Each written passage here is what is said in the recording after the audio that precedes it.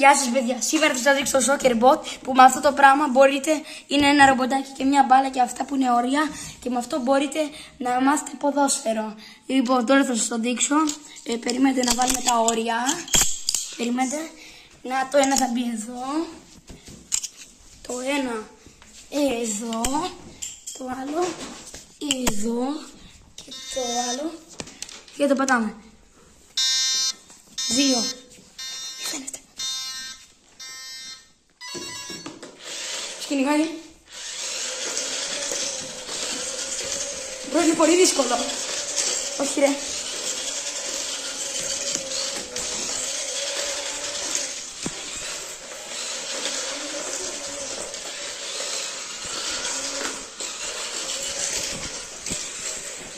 Παιδιά, είναι πολύ δύσκολο.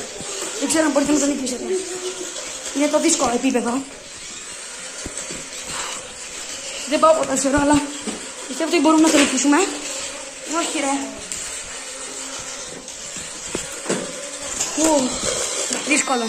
Και αυτό ήταν το βίντεο παιδιά σήμερα. Κάντε ένα like και μια εγγραφή και γράψτε τα comments άμα θέλετε να το πάρετε. Γιατί εγώ δεν ξέρω από πού το πήρα. Τώρα γεια σας.